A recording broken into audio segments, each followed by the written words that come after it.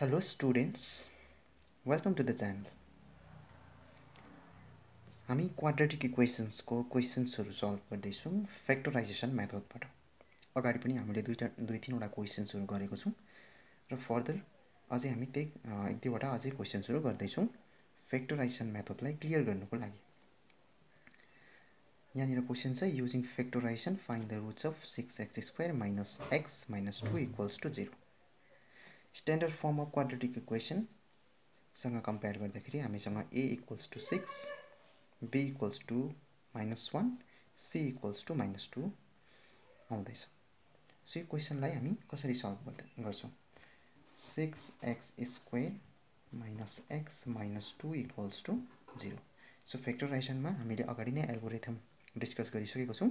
फर्स्टमा हामी a र c लाई मल्टिप्लाई गर्नुपर्छ। a र c मल्टिप्लाई गर्दाखेरि हामीसँग 6 × 2 12 पाउँदैछ र 12 को फ्याक्टर्सहरू निकाल्छौँ। अब हामी एउटा त हामीसँग 1 × 12, अर्को हामीसँग 2 × 6, अर्को फ्याक्टर्स आउँछ हामीसँग 3 × 4।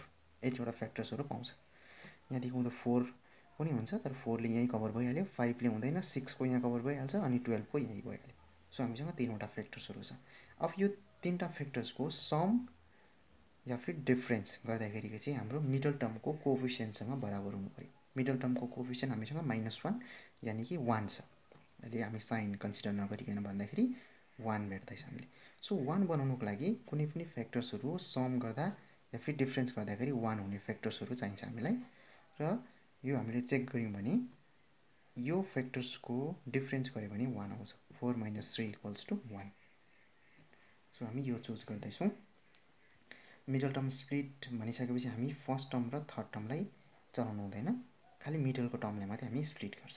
सो यो टर्मलाई हामी यस्तै लेख्छ 6x² माइनस यो साइन पनि यस्तै लेख्छ।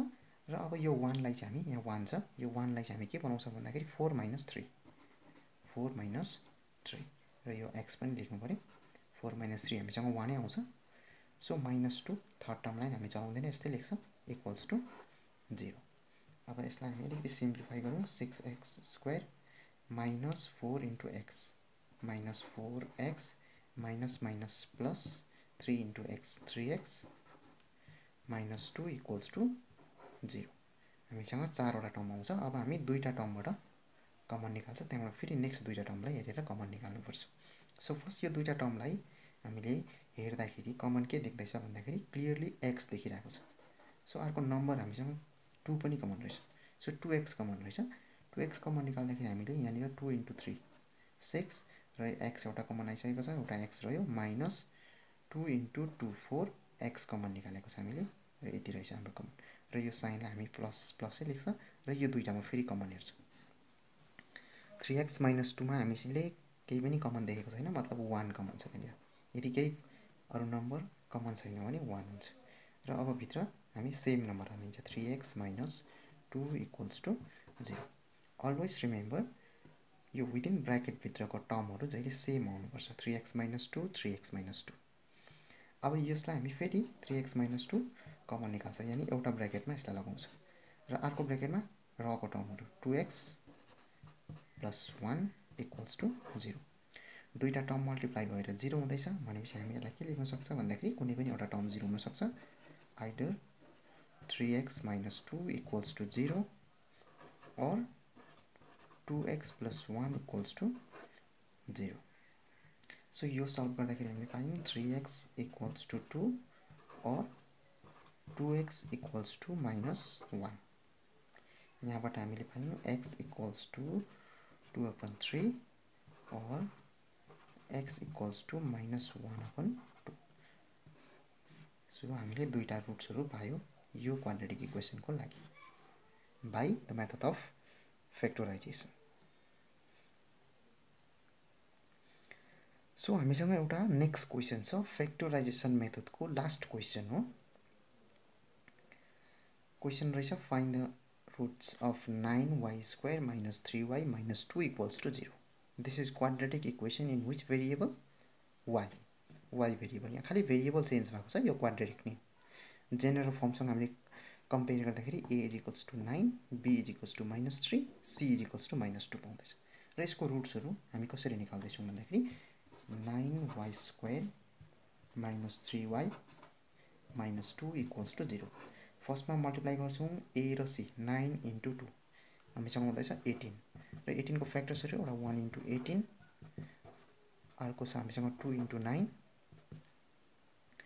अर्को आउँछ हामीसँग 3 into 6 18 हुन्छ र लगभग यति नै हाम्रो फ्याक्टर्सहरु अरु यसमै कभर भइहाल्छ र यो कुनै पनि फ्याक्टर्सको सम या फिर डिफरेन्स गर्दाखेरि चाहिँ हाम्रो हुनु पर्यो मिडल टर्मको कोएफिसिएन्ट जो चाहिँ कति छ 3 र चेक गरे भने हामीसँग त्यो थर्ड फ्याक्टर्स मिल्ने रहेछ किनकि 6 - 3 गरे भने हामीसँग 3 आउँछ सो हामी अरु टर्ममा चलाउँदैन 9y स्क्वायर लेख्छ यो साइन माइनस लेख्छ र 3 को सट्टामा चाहिँ अब हामी लेख्छ 6 - 3 र यो y पनि यस्तै लेख्छ -2 equals to 0 9y square minus 6 into y minus 6y minus minus plus 3y minus 2 equals to 0 हामीसँग फेरि पनि चारवटा टर्म आउँछ यसरी नै र यो दुईटा टर्ममा कमन हेर्छ y कमन देखिरहेको छ क्लियरली र यो नम्बरमा हेर्यो भने हामीले 3 कमन देखिरहेको छ 3y कमन रहेछ र 3 into 3 9 y